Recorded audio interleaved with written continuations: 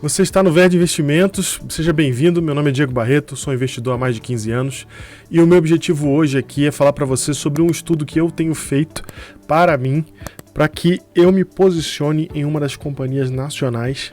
Eu vou trocar aqui com vocês algumas ideias, vou mostrar para vocês aqui o porquê que eu acho que essa companhia vale estar na minha carteira pessoal.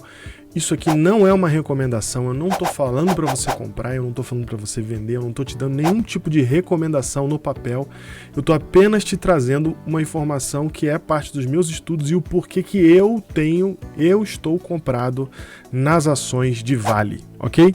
Então, tendo dito isso, tendo feito esse disclaimer, eu quero compartilhar com vocês algumas coisas que eu tenho certeza de que no Brasil a gente ainda não está discutindo esse tipo de coisa porque ela está acontecendo fora do Brasil. Então, se tem gente no Brasil que está sabendo disso, não tenho encontrado isso nos comentários, nas notícias, nas análises em português. Então, acho interessante mencionar isso que eu tenho visto sobre a Vale fora do ambiente nacional. Em primeiro lugar, o que a gente está vivendo agora nos Estados Unidos, aqui no mundo, né? A gente está vivendo agora uma explosão de companhias de carros elétricos e essas companhias elas vão trazer disrupção para o mercado, para a indústria. A gente ainda não sabe quem vai prevalecer no final, se realmente Tesla vai no final ser a campeã, embora seja a que está melhor posicionada em termos financeiros, em termos de demanda, em termos de marketing, ela está melhor posicionada nesse momento, mas a gente não sabe o que vai acontecer. Nós temos grandes players aí que estão no mercado de automóveis há muitos anos, né? Por exemplo, a Ford tem mais de uma centena de anos, nós temos a Volkswagen, nós temos várias outras companhias que estão se ajeitando. Acabamos de ter uma grande fusão entre a Chrysler, Fiat e Peugeot para se juntar, se unir para entrar no mundo dos elétricos, né? Volvo já anunciou que não vai fabricar mais carros que não sejam elétricos a partir de 2024. A gente já tem um prazo na França para somente serem produzidos carros elétricos a partir da metade dessa década. Então a gente já tem esse movimento acontecendo muito forte, principalmente aqui nos Estados Unidos. Acabou de acontecer do Biden assinar um acordo de que todos os ônibus escolares, né, e também provavelmente ainda está se negociando, né, mas por enquanto só os ônibus escolares, mas está se negociando também os carros de entrega do Correios aqui dos Estados Unidos, de USPS, também serem elétricos. Então a gente vai ter uma demanda gigante. E aí a grande pergunta que vem é: qual dessas companhias vai prevalecer? Em qual dessas eu tenho que investir? A mais óbvia, a que todo mundo está falando, é a Tesla, mas são muitas companhias que estão surgindo. Talvez você não tenha ouvido ainda falar delas, mas aqui nos Estados Unidos tem uma Lucid, está chegando agora, que é de gente que trabalhava na Tesla, que está abrindo uma companhia e diz que o carro é muito legal. Temos aí NIO, né, que é uma companhia chinesa, que é a concorrente principal da Tesla. Eles tinham uma escuderia na Fórmula I, né, então eles estão bastante envolvidos com as tecnologias desse mercado também, não estão para trás, entende? E aí a gente fica com dificuldade de escolher qual dessas a gente vai. E aí um novo pensamento que tem surgido no momento é: por que em vez de eu ficar tentando acertar onde está o ouro, eu não simplesmente invisto no negócio de pás e picaretas, sabe? Aconteceu isso aqui no século XIX, né? Todo mundo na corrida do ouro ganhou dinheiro mesmo quem vendeu pá e picareta, porque todo mundo queria comprar pá e picareta para achar ouro. Nem todo mundo comprava, achava o ouro, mas todo mundo tinha que comprar esses itens. Então, em vez de se preocupar em achar qual vai ser a companhia que vai trazer os carros elétricos e que vai ser a mina de ouro, por que não a gente investir naquilo que elas precisam? Como, por exemplo, todas elas vão precisar de baterias. Então agora a gente está começando a acordar para buscar companhias que fabricam baterias para estas companhias de carros elétricos. E aí, se você for um pouco mais a fundo, por que não investir naquelas companhias que geram os materiais básicos para a criação das baterias? Em última instância, essas são as companhias que vão estar fornecendo material para toda essa cadeia. Para que haja bateria e para que haja carro elétrico, vai precisar ter os minerais corretos, os minerais necessários para esse tipo de produção. Então, com isso em mente, um tweet do investidor Chamath Palihapitiya, difícil de falar esse nome, né?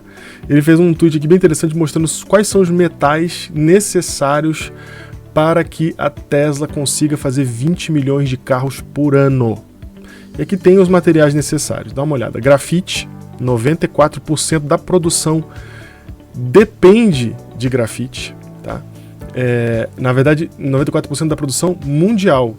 Deixar isso bem claro, a produção mundial é 1.100 toneladas, certo? E eles vão precisar de 1.028 toneladas. Então, 94% de tudo que se produz de grafite no mundo, a Tesla vai precisar só para fazer as baterias dos carros dela. Não estamos nem considerando todas as outras que estão surgindo, que vão surgir, né? Dá uma olhada no níquel aqui. O níquel vai precisar de 31% de tudo que é fabricado hoje em termos de níquel, vai precisar para poder montar 20 milhões de carros por ano pela Tesla, certo? Na verdade, você vai ver aqui, olha, lítio, 175%, ou seja, não se produz hoje na Terra o que é necessário para você poder ter todas as produções de baterias da Tesla. Mas o que eu quero destacar aqui é especialmente o níquel. Cobalto também, tá? Cobalto também, 56% de tudo que a Terra produz vai ser utilizado, precisa ser utilizado para produzir essa quantidade de carros por ano. Mas eu quero destacar aqui níquel. Por que eu vou destacar níquel? Porque a Tesla, na verdade, o Elon Musk, em entrevista recente, ele implorou para as companhias para que elas tivessem níquel, produção de níquel. Implorou praticamente, falou: olha, se vocês estiverem produzindo níquel, eu vou comprar de vocês. Eu vou fechar um contrato gigante e longo com quem quer que estiver produzindo níquel de maneira sustentável. Ele tem essa preocupação com o meio ambiente, então tem que ser de uma maneira sustentável. E ele menciona, dá uma olhada no áudio dele comentando sobre isso. Elon Musk emphasized the shortage in Tesla's Q2 quarterly conference call. Well, I'd just like to reemphasize, any mining companies out there, please mine more nickel. Okay, wherever you are in the world, please mine more nickel, and don't wait for nickel to go back to some high point that you experienced some 5 years ago or whatever. E é exatamente porque de todos esses minerais que eles necessitam, o Elon decidiu atacar exatamente o níquel. Parece que boa parte do truck da Tesla, que eles vão lançar, o Cybertruck, depende muito de níquel também, e tá na bola da vez ali para ser lançado. Então, por tudo isso, surgem alguns comentários interessantes, como por exemplo, esta matéria aqui, que eu também vou puxar aqui para você dar uma olhada. Mineradoras que estão fazendo contrato com a Tesla. E olha o nome de quem aparece aqui, ó, essa matéria é de outubro de 2020. Vale. Sabe por que a Vale aparece aqui nessa entrevista? Simplesmente porque é a maior produtora de níquel do mundo. Tá? Veja aqui, maiores produtores de níquel, os top 5 do mundo. Primeiro lugar, a Vale com 208 toneladas de níquel sendo produzidas. Em segundo lugar, vem a Norilsk, que é russa, com 166 mil toneladas. Tudo bem que a Norilsk é bem perto, né? Não chega a ser bem perto não, porque estamos falando de toneladas aqui. A Vale produz muito mais.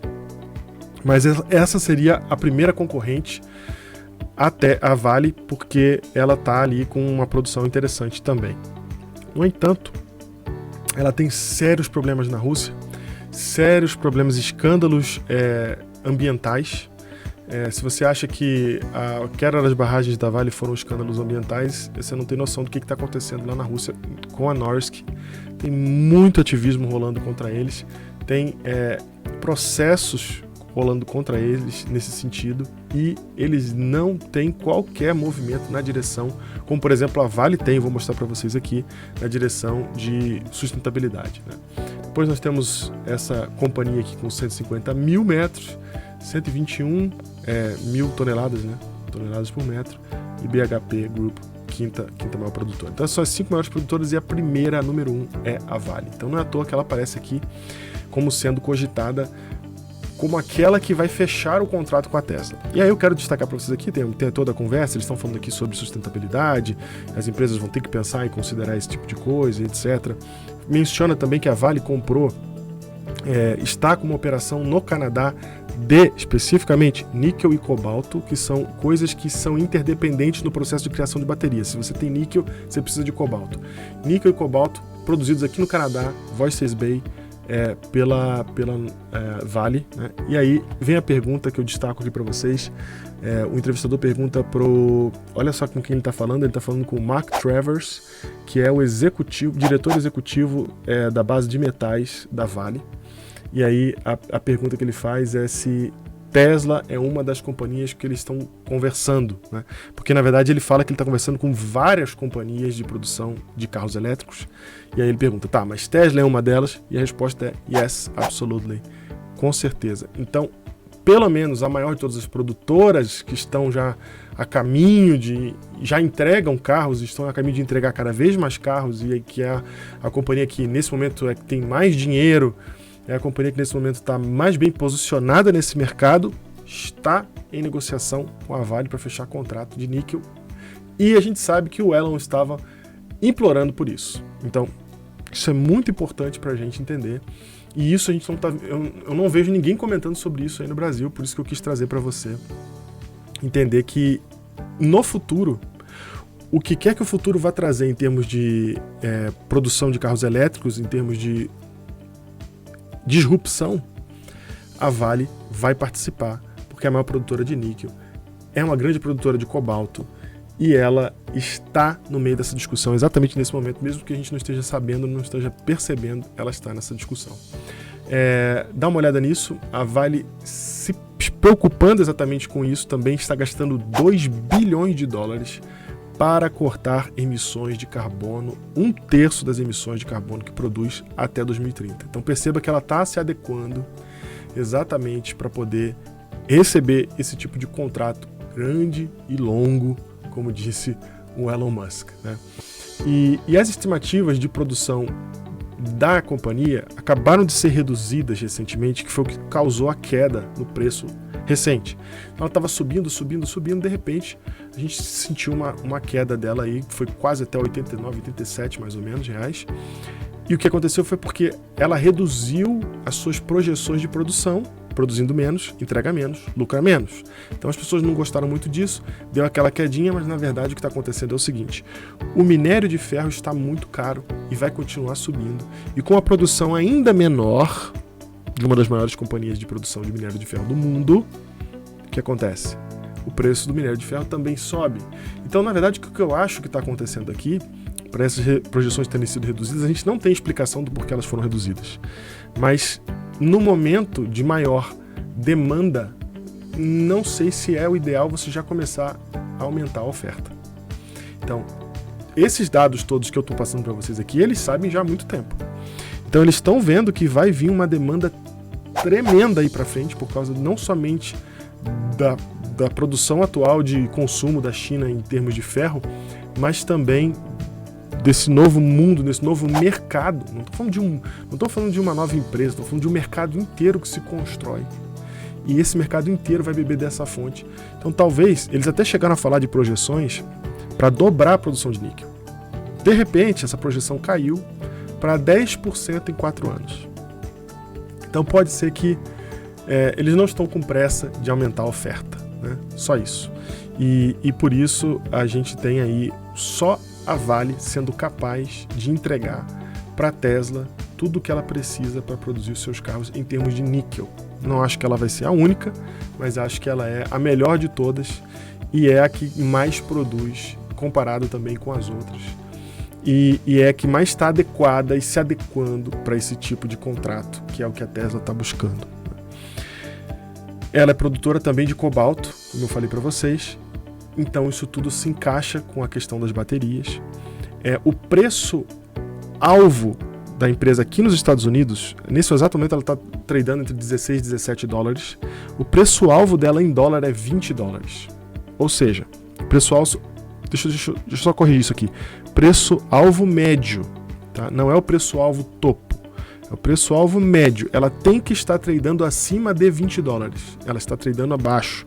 Está tradando 16, 17. Quer dizer que ela está em desconto nesse exato momento. A partir do momento que ela cruza os 20, que é onde ela tem que morar, né, nesse exato momento, onde ela tem que, o preço dela tem que estar, nós estamos falando de uma Vale que, em reais, tem que estar custando mais do que 100 reais. Para falar a verdade, pelo dólar de hoje, devia estar custando aí 108 reais, mais ou menos, se ela passar dos 20, ok? Só que o alvo dela, previsto, o alvo topo dela, é 28 dólares. E aí, quando a gente fala de 28 dólares, nós estamos falando de uma ação que deveria estar custando entre 108 e 150 reais. Então, olhando do ponto de vista do mercado financeiro, a gente tem esse tipo de mira para a Vale.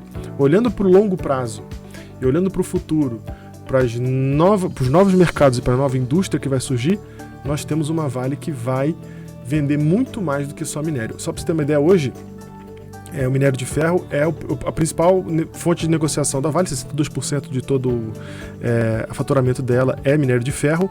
No entanto, o terceiro maior elemento de venda é o níquel, que no momento são só 11%, mas a previsão é fazer com que isso chegue até 40%. Quer dizer, não dá para crescer muito mais no minério de ferro.